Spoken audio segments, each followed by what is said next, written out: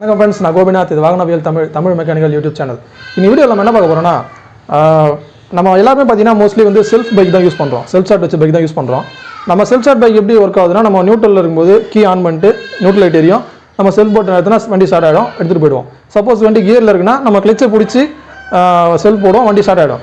சில நேரத்தில் சில பைக் என்ன பண்ணணும்னா, வண்டி கியரில் ஆஃப் ஆகிடும், நம்ம கிளச்சை பிடிச்சி செல்ஃப் போட்டாலும் செல்ஃப் ஸ்டார்ட் ஆகாது. அந்த கம்ப்ளைண்ட் ஏன் வருது, அது எப்படி சரி பண்ண சொல்கிற வீடியோவில் பார்க்க போகிறோம்.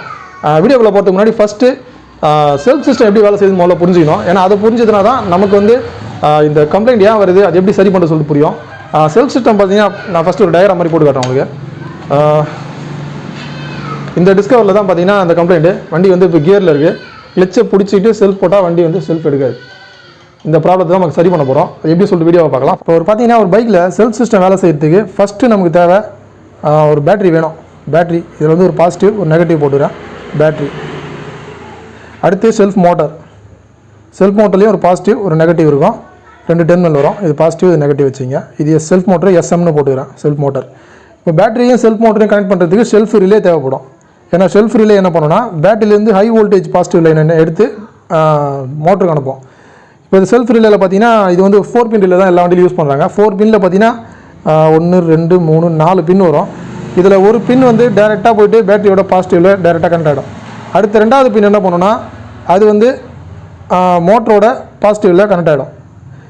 அடுத்து பார்த்திங்கன்னா அதில் மீதி 2 பின் இருக்கும். இதில் வந்து செல்ஃப் சுவிட்சு, நம்ம ஹேண்டில் பாரில் சுவிட்ச் செல்ஃப் அழுத்துறோம் பார்த்தீங்கன்னா, அதான் செல்ஃப் சுவிட்சு.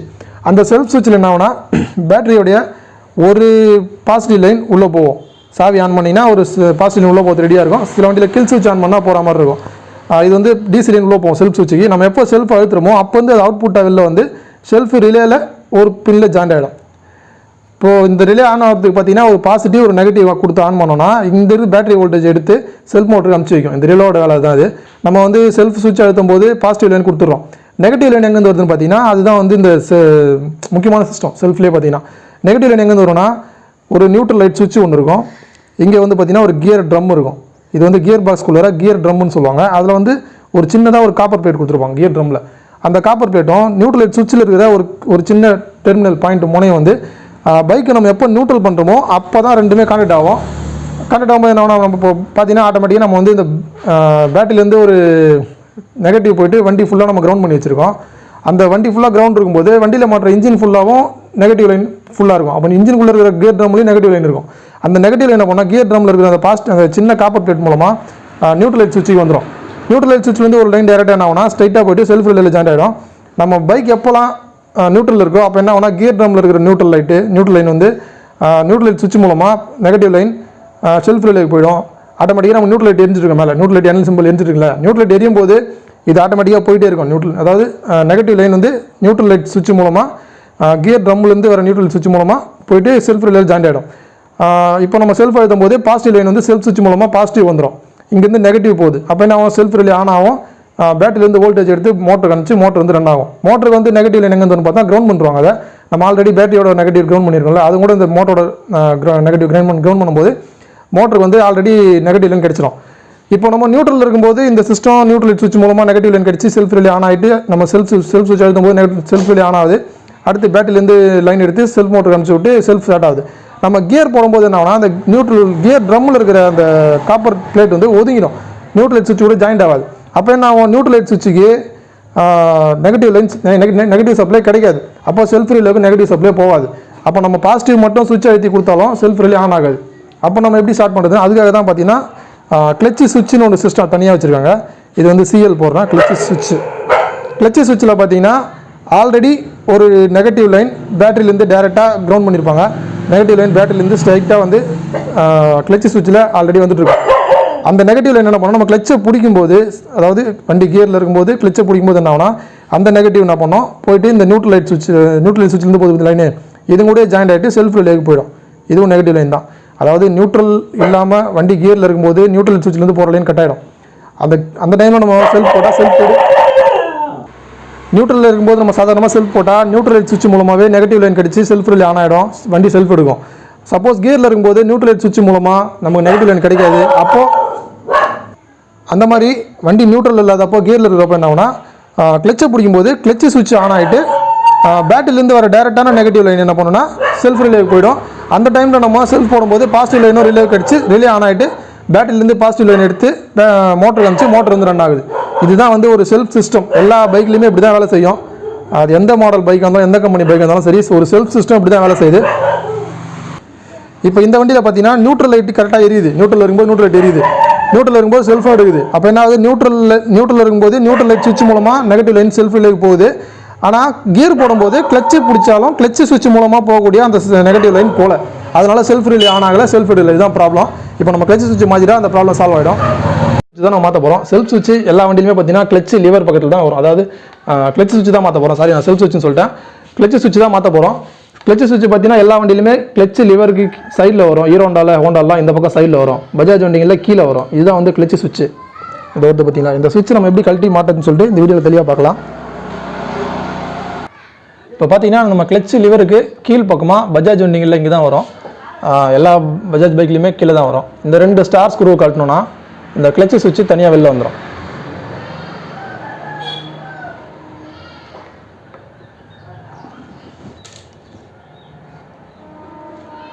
ரெண்டு ஸ்க்ரூவும் கழட்டிட்டேன். இதுதான் வந்து கிளச்சு சுவிட்சுன்னு சொல்லுவாங்க. இதில் வந்து இந்த லிவரில் நம்ம ஆளுங்க கிரீஸ் நிறைய வச்சு இந்த மாதிரி சரியாக கான்டாக்ட் ஆகாமல் போயிடும். இதில் வந்து காப்பர் பிளேட் இருக்கும். இந்த 2 பிளேட்டில் வந்து பார்த்தீங்கன்னா இதுதான் இப்போ க்ளீனாக தருது பார்த்தீங்களா. இதில் தான் வந்து நெகட்டிவ் லைன் போயிட்டு கிளச்சை பிடிக்கும்போது மாறி போயிட்டு செல்ஃப் ரிலேவுக்கு போகும். இப்போ நான் இதை நார்மலாக இதை டைரக்ட் பண்ணி நான் உங்களுக்கு செல்ஃப் போடுறேன் பாருங்கள். செல்ஃப் எடுக்கும். இப்போ நான் வந்து இந்த 2 பிளேட்டையும் டைரக்ட் பண்ணுறேன். ஒரு ஸ்க்ரூ ட்ரைவர் வச்சு டைரக்ட் பண்ணிட்டு செல்ஃப் போட்டால் செல்ஃப் எடுக்கும். இப்போ பார்த்தீங்களா, இதை நான் டைரக்ட் பண்ண உடனே செல்ஃப் எடுக்குது. வண்டி கியரில் தான் இருக்குது. நான் கிளச்சை பிடிக்கல, ஆனால் சுவிட்சை மட்டும் டைரக்ட் பண்ணுறேன். அதாவது இங்கே இருக்கிற நெகட்டிவ் லைனை கிளச்சை பிடிக்கும்போது இங்கே ஜம்ப் ஆகும். அதே வேலையை தான் நான் இப்போ செய்கிறேன். நம்ம மேனுவலாக இந்த நெகட்டிவ் லைனை இங்கே மாற்றி விடும்போது ஆட்டோமேட்டிக்காக செல்ஃப் எடுக்குது. சரியாக அதை கான்டாக்ட் பண்ண முடியும். இப்போ நம்ம அந்த கிளச்சு சுவிட்ச் இந்த மாதிரி கிரீஸ்லாம் தடவி அழுக்கானதுனாலையும் சரியாக கான்டாக்ட் ஆகிறதுனாலையும் செல்ஃப் எடுக்காமல் போகலாம். இல்லை அந்த கிளச்சு சுவிட்சில் இந்த மாதிரி தேய்மானமாக இருக்கும், அந்த காப்பர் பிளேட்டை தேய்மானமாக இருந்தாலும் செல்ஃப் எடுக்காமல் போகலாம். இப்போ நம்ம இந்த சுவிட்ச் வந்து புதுசாக மாற்ற போகிறோம். இந்த சுவிட்சில் வந்து உள்ள ஒரு பார்ட் ஒன்று இருக்கும். இப்போ இந்த கிளச்சு லிவருக்குள்ளே பார்த்தீங்கன்னா ஒரு சின்னதாக இந்த மாதிரி ஒரு பீஸ் கொடுத்துருப்பாங்க. இதுதான் வந்து நான் சொன்ன மாதிரி அந்த பிளேட் ரெண்டுத்தையும் வந்து நம்ம கிளச்சை பிடிக்கும்போது கான்டாக்ட் பண்ணி விடுறது. இந்த பிளேட் தான் இது என்ன பண்ணணும்னா இந்த மாதிரி பொசிஷனில் இதுலேயும் காப்பர் பிளேட் இருக்கும். இது ரெண்டுமே காப்பர் பிளேட் தான். இது ரெண்டுமே இப்படி நம்ம கிளச்சை பிடிக்கும்போது மூவ்மெண்ட் ஆகிட்டு இதை வந்து கான்டாக்ட் பண்ணிவிடும். சரி, இப்போ நம்ம அந்த கிளச்சு சுவிட்சை மாற்றிட்டு செக் பண்ணுவோம். புது சுவிட்ச் மாற்றிடுவோம். புது சுவிட்ச் பார்த்தீங்கன்னா பஜாஜ் வண்டி இது ஒரு 76 ரூபா வரும். இதில் வந்து நிறைய மாடல் இருக்குது, நிறைய வெரைட்டி இருக்குது. 76 ரூபாலேருந்து 100 ரூபா வரைக்கும் வரலாம். லேட்டஸ்ட் சுவிட்ச் பார்த்தீங்கன்னா 100 ரூபா வரும். இதெல்லாம் ஓல்டு மாடல் சுவிட்ச். இந்த சுவிட்சை வந்து ஃபிக்ஸ் பண்ணிவிட்டு செக் பண்ணி பார்ப்போம். இந்த கவரில் பார்த்தீங்கன்னா ஒரு கிளச்சு சுவிட்சோட அந்த ஒயர் இருக்கும். அதுக்கடுத்து நான் அந்த உள்ளேருந்து எடுத்தேன் பார்த்தீங்கன்னா சின்ன பீஸ் சொன்னேன். சாரி, இந்த பீஸ் புதுசாக கொடுத்துருப்பாங்க. அடுத்து 2 ஸ்க்ரூ கொடுத்துருப்பாங்க. ஸ்டார் ஸ்க்ரூவும் புதுசாக வந்துடும். கீழே வந்துச்சு. இந்த 2 ஸ்டார் ஸ்க்ரூவும் கொடுத்துருவாங்க. இதுதான் வரும் அந்த கவரில். இப்போ நம்ம பழைய சுவிட்சை சாக்கெட்லேருந்து கழட்டி எடுத்துடலாம். இந்த சுவிட்சோட சாக்கெட் பார்த்தீங்கன்னா அந்த எல்லோ கலர் சாக்கெட்டு.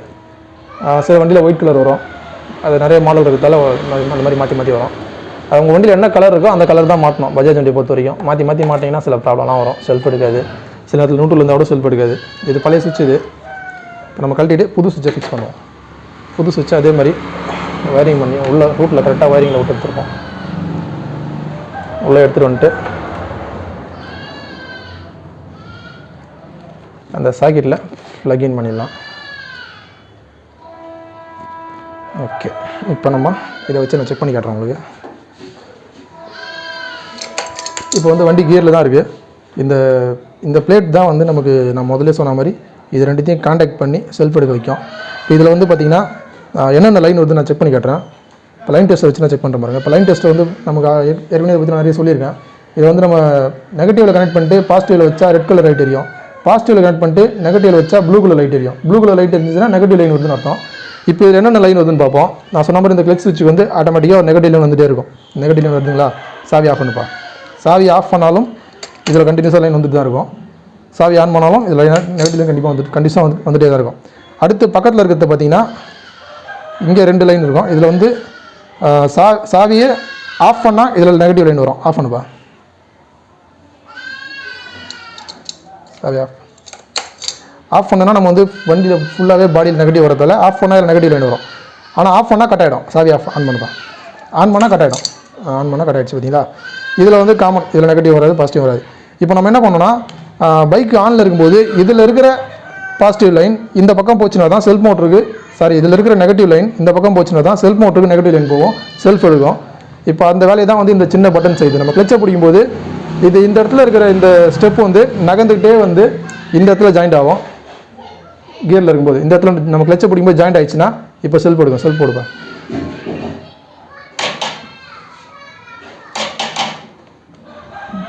பட்டனை லைட் ஆகிடுது, அது பட்டன் கொஞ்சம் க்ளீன் பண்ணணும். செல்ஃப் எடுக்குது பார்த்தீங்களா. இது நகராமல் இங்கே இருந்துச்சுன்னா செல்ஃப் எடுக்காது. நான் பழைய இடத்துக்கு எடுத்துகிட்டு போயிடுறேன். இப்போ செல்ஃப் எடுக்காது. செல்ஃப் எடுத்துனாலும் செல்ஃப் வேலை செய்யாது. அது நகர்ந்து இங்கே வந்துச்சுன்னா தான் கிளச்சை பிடிக்கும்போது நகர்ந்து வரும். நகர்ந்து வந்தால் தான் செல்ஃப் எடுக்கும். ஓகேங்களா. இப்போ இதே வேலையை தான் செய்யுது. கிளச்சை பிடிக்கும்போது இது நகர்ந்து இங்கே வந்துடும். அவ்வளோதான். இப்போ நம்ம ஃபிக்ஸ் பண்ணலாம். ஃபஸ்ட்டு நம்ம கழட்டின மாதிரி அந்த சின்ன பட்டனை அந்த லிவருக்குள்ளார ஒரு சின்ன ஹோல்ஸ் காடி இருக்கும், அதுக்குள்ளார ஃபிக்ஸ் பண்ணிடணும். ஃபிக்ஸ் பண்ணிவிட்டு அப்படியே கிளச்சு சுவிட்சை அந்த ஹோல்ஸில் வச்சு ஃபிக்ஸ் பண்ண வேண்டியது தான். ஒன்றும் பெரிய வேலைலாம் இல்லை. அதுக்கடுத்து அந்த 2 ஸ்க்ரூவும் போட்டு டைட் பண்ணிடணும். ஸ்டார் ஸ்க்ரூவை போட்டு வச்சு டைட் பண்ணிக்கலாம். சிம்பிள் வேலை தான் இது. ஹீரோ ஹோண்டாலையாவது பார்த்தீங்கன்னா ஹோண்டாலாம் வந்து லிவரை கழட்டிட்டு மாட்டுற மாதிரி இருக்கும், கிளச்சு லிவரை. பஜாஜ் வண்டியில் கிளச்சு லிவரை கழட்டு தேவை, அப்படியே மாட்டிக்கலாம். ஏன்னா ஒன்று பஜாஜ் வண்டியில் கிளச்சு லிவரை கழட்டுற மாதிரி இருந்தால் நியூட்ரல் சுவிட்சை கழட்டிட்டு தான் கிளச்சு லிவர் கட்டணும். நியூட்ரல் சுவிட்சை கழட்டாமல் கட்டினீங்கன்னா கிளச்சு சுவிட்சை உடச்சிடும் லிவர். அதை ஞாபகம் வச்சுக்கணும். ஹீரோ ஹோண்டாவில் பார்த்தீங்கன்னா கிளச்சு சுவிட்சை கட்டுறதுக்கு லிவரை கட்டி ஆகணும். பஜாஜ் வண்டிகளை பார்த்தீங்கன்னா லிவரை கட்டுறதுக்கு கிளச்சு சுவிட்சை கட்டி ஆகணும். ஓகே. இப்போ நம்ம வந்து வண்டி வந்து கியரில் இருக்குது. இப்போ நான் செல்ஃப் போடுறேன். கியரில் இருக்கும்போது பைக் வந்து ஸ்டார்ட் ஆகுது. நியூட்ரல் லைட் எரியல, வண்டி கியரில் தான் இருக்குது. எனக்கு கிளச்சை பிடிச்சி செல்ஃப் போட்ட உடனே கரெக்டாக ஸ்டார்ட் ஆகுது. இப்போ நியூட்ரல் பண்ணிட்டு செக் பண்ணி பார்ப்போம். நியூட்ரல் பண்ணிட்டேன். வண்டி ஆஃப் பண்ணிட்டு நியூட்ரலில் செல்ஃப் எடுக்குதான்னு பார்ப்போம். நியூட்ரல்லையும் செல்ஃப் எடுக்குது, கியர்லேயும் கரெக்டாக செல்ஃப் எடுக்குது. முதல்ல பார்த்தீங்கன்னா நம்ம கியரில் செல்ஃப் எடுக்கல. இப்போ நம்ம செல்ஃப் ரிலேயில் வந்து நான் சின்ன டெமோ காட்டுறேன் உங்களுக்கு, இந்த சிஸ்டம் எப்படி வேலை செய்யுதுன்னு சொல்லிட்டு. இந்த பக்கம் பார்ப்பேன். இப்போ பார்த்தீங்கன்னா நான் சொன்ன இந்த செல்ஃப் ரிலே இதுதான். இதில் பார்த்தீங்கன்னா 4 பின் வரும். அதாவது ஒன்று ஒரு மாடல் வரும். இதில் பார்த்தீங்கன்னா மொத்தம் 4 ஒயர்னு வச்சிங்களேன். 4 பின்னு சொன்னால் புரியாது உங்களுக்கு. இது ஒரு ஒயரில் பார்த்தீங்கன்னா ஸ்ட்ரைட்டாக வந்து இந்த பேட்டரியோட பாசிட்டிவ் லைன் இதில் கனெக்ட் பண்ணிடுறாங்களா ஒரு ஒயரில். ரெண்டாவது இந்த டெர்மினல் போயிட்டு செல்ஃப் மோட்டரில் இருக்கிற பாசிட்டிவில் போய் ஜாயின் ஆகிடும். செல்ஃப் மோட்டரோட ஜாயின் ஆகிடும். அடுத்து இன்னும் 2 பின்னு பார்த்தீங்களா, இதில் சின்ன பின்னு. இதில் வந்து பார்த்தீங்கன்னா ஒன்றுல பாசிட்டிவ் லைன் வரும், ஒன்றில் நெகட்டிவ் லைன் வரும். நெகட்டிவ் லைன் வந்து பார்த்தீங்கன்னா நான் உங்களுக்கு செக் பண்ணி காட்டுறேன். இப்போ வந்து பைக் வந்து நியூட்ரலில் இருக்குது. நான் லைன் டெஸ்ட் வச்சு காட்டுறேன். லைன் டெஸ்ட்டில் பார்த்தீங்கன்னா நமக்கு பாசிட்டிவில் வச்சா ப்ளூ லைட் எரியும், நெகட்டிவ் வரும்போது. இது வந்து இப்போ நெகட்டிவில் வச்சுன்னா ப்ளூ லைட் எரியும், நெகட்டிவ் வருதுன்னு அர்த்தம். இப்போ பார்த்தீங்கன்னா இதில் நெகட்டிவ் வந்துட்டு இருக்குது. வண்டி வந்து நியூட்ரலில் இருக்குது, நெகட்டிவ் வந்துட்டுருக்கு. இதில் ப்ளூ லைட் எரியுது. இப்போ நான் கியரில் போடுறேன், அந்த ப்ளூ லைட் ஆஃப் ஆகிடும். இப்போ கியரில் போட்டோடனே இந்த நெகட்டிவ் லைட் வந்து கட் ஆயிடுச்சு, மேலே நியூட்ரல் லைட்டும் எரியல. இப்போ நமக்கு பார்த்தீங்கன்னா கிளச்சை பிடிக்கிறேன், அங்கே ப்ளூ லைட் எரியும். கிளச் அப்ளை பண்ணுற மாதிரிங்க. கிளச்சை பிடிச்ச உடனே இங்கே ப்ளூ லைட் எரியுது, கிளச்சை விட்டு ஆஃப் ஆகிடும். கிளச்சை பிடிச்சா ப்ளூ லைட் நெகட்டிவ் லைன் வரும், கிளச்சை விட்டு ஆஃப் ஆகிடும். இப்போ இதுலேருந்து என்ன புரியுதுன்னா, நியூட்ரலில் இருக்கும்போது ஆட்டோமேட்டிக்காக நியூட்ரல் லைட் சுவிட்ச் மூலமாக நமக்கு வந்து நெகட்டிவ் லைன் வருது. கியரில் போடும்போது அந்த நெகட்டிவ் லைன் கட் ஆகிடுது. ஏன்னா கியர் ட்ரம் வந்து உள்ள கியர் பாஸ் வந்து ஒதுங்கிடும், நமக்கு நியூட்ரல் லைட் கிடைக்காது. நியூட்ரல் லைன் கிடைக்காதனால இங்கே ப்ளூ லைட் எரியல. இப்போ அந்த டைமில் நம்ம கிளச்சை பிடிக்கும்போது ரிலேவுக்கு தேவையான நெகட்டிவ் லைன் கிடச்சிச்சு. புரியுதுங்களா? இந்த சிஸ்டத்தில் தான் வந்து வேலை செய்யும். நியூட்ரல் இருந்தாலும் அது நெகட்டிவ் லைன் தேவைப்படும், கியரில் இருந்தாலும் நெகட்டிவ் லைன் தேவைப்படும். ரெண்டுத்துக்கும் கொடுக்கறதுக்காக தான் கிளச் சுவிட்ச் வச்சுருக்காங்க, நியூட்ரல் சுவிட்ச் வச்சுருக்காங்க. இப்போ இந்த வண்டியில் வந்து கிளச் சுவிட்ச் தான் ப்ராப்ளம். நம்ம அதை மாற்றிட்டோம். வண்டியும் பக்காவாக செல்ஃப் எடுக்குது. பாசிட்டிவ் லைன் செக் பண்ணுவோம். பாசிட்டிவ் லைன் எப்போ வருதுன்னு செக் பண்ணலாம். நம்ம நெகட்டிவ் லைன் பார்த்துட்டோம் ரிலேவுக்கு. பாசிட்டிவ் எப்போ வருதுன்னு பார்த்தீங்கன்னா, நான் செல்ஃப் பட்டன் மட்டும் அழுத்துறேன். இதை நான் பாசிட்டிவ் ஆட் பண்ணிக்கிறேன். பாசிட்டிவ் லைன் வந்துடும் வச்சிங்களேன், ரெட் லைட் எரியும். செல்ஃப் சுவிட்ச் இங்கே அழுத்துறோம் பார்த்தீங்களா, செல்ஃப் சுவிட்ச் அழுத்தும் போது இங்கே ரெட் லைட் எரியும். இதில் வந்து பாசிட்டிவ் வந்து ரெட் லைட் எரியும். இந்த டெஸ்டரில் பாசிட்டிவ் லைன் வருது, செல்ஃப் அழுத்தும் போது கரெக்டாக வருது, நம்ம ரெட் லைட் எரியுது. ஆனால் வந்து செல்ஃப் எடுக்கல. ஏன் எடுக்கலன்னு பார்த்தீங்கன்னா, இங்கே நெகட்டிவ் லைன் வரல. நெகட்டிவ் லைன் இங்கே வந்துச்சுன்னா தான் செல்ஃப் எடுக்கும். இப்போ வந்து வண்டி கியரில் இருக்குது, அதனால் நெகட்டிவ் லைன் வரல. இதே நான் இப்போ கிளச்சை பிடிச்சிக்கிட்டு போடுறேன் பாருங்கள். இதை நான் நெகட்டிவில் மாற்றிடுறேன். இப்போ கிளச்சை பிடிச்சிக்கிட்டு செல்ஃப் போட்டால் அங்கே நெகட்டிவ் லைன் வருது பாருங்கள். கிளச்சை பிடிச்ச உடனே நெகட்டிவ் லைன் வந்துச்சுங்களா. இப்போ செல்ஃப் போட்டால் ஸ்டார்ட் ஆகும். செல்ஃப் போடுவேன். இப்போ ஸ்டார்ட் ஆகிடுச்சிங்களா. இதுதான் சிம்பிள் மெத்தட். இந்த நெகட்டிவ் லைன் வரலனா ஸ்டார்ட் ஆகாது. நெகட்டிவ் லைன் ஏன் வரலனா, கிளச்சு சுவிட்ச் போயிடுச்சனால வரல.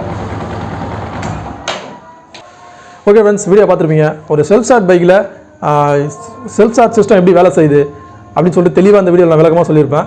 அடுத்து ஒரு வண்டி கியரில் இருக்கும்போது கிளச்சை பிடிச்சாலும் செல்ஃப் எடுக்கலனா அது ஏன் எடுக்காமல் போகுது, என்ன காரணம் அப்படின்னு சொல்லிட்டு நான் தெளிவாக சொல்லியிருப்பேன். இந்த கான்செப்ட் தான் எல்லா வண்டிக்கும். இது பஜாஜ் வண்டி மட்டும் இல்லை, ஹீரோ ஹோண்டா, டிவிஎஸ், யமகா எல்லா வண்டியுமே இதே கான்செப்ட் தான். சில வண்டிகளில் பார்த்தீங்கன்னா ஒரு ரிலே அடிஷ்னலாக ஆட் பண்ணியிருப்பாங்க.